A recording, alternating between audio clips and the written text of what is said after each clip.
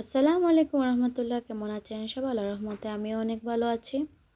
শীতের সময় পিঠাপুলির তো অনেক ধুম পড়েছে। সবসময় তো পিঠা খেতেই হবে প্রতিদিনই আমাদের। তো দেখছেন এখানে আমি কিছু বিনি চাল নিয়েছি, নিয়ে এখানে কি সুন্দর করে আমি ব্লেন্ডার করে নিচ্ছি।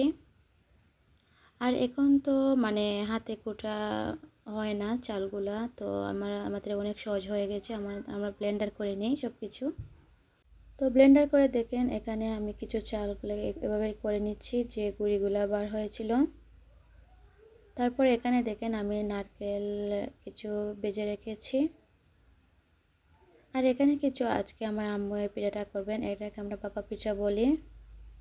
তো দেখেন এখানে গুঁড়িটা নিয়ে এটা লবণ দিয়ে গুঁড়িটাকে মাখানো হয়েছে। আর এখানে দেখেন একটা কুলা দিয়ে কুলার মধ্যে এভাবে বিছিয়ে দিচ্ছেন।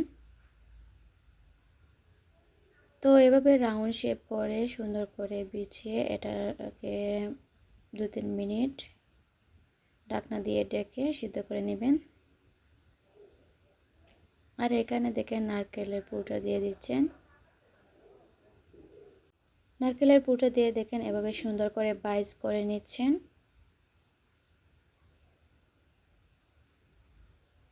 তো এই দেখেন কত সুন্দর হয়েছে বাজ। তো এভাবে আমরা সেমভাবে আরেকটা করে নেব। তো এই দেখেন এভাবে রাউন্ড শেপ করে করে নিচ্ছি। আগেকার যুগে কিন্তু এগুলা বেশি খাওয়া হতো, আর এখন তো আমরা না না খাই না বলেই চলে। কারণ আগের মা চাচিরা এরকমভাবে পিঠা বানাতো, আর আমরা তো আলসামি করে এগুলা বানাই না। আসলে এগুলা খেতে কিন্তু খুবই মজা, খেতে খুবই সুস্বাদু হয়। তো দেখেন এখানে আমার ফাইনালি পিঠাটা হয়ে গিয়েছে, আর খেতে কিন্তু খুবই মজা।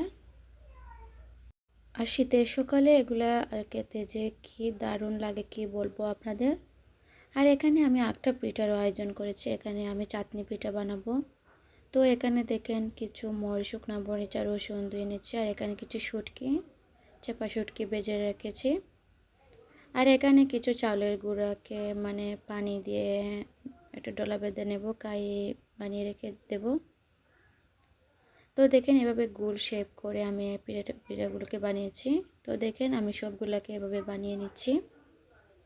আর এই দেখেন এখানে চাটনিগুলো করে নিয়েছি, যেটাকে আমরা ভর্তা বলি, শুটকির ভর্তা, তো আমরা চাটনি বলি এটাকে।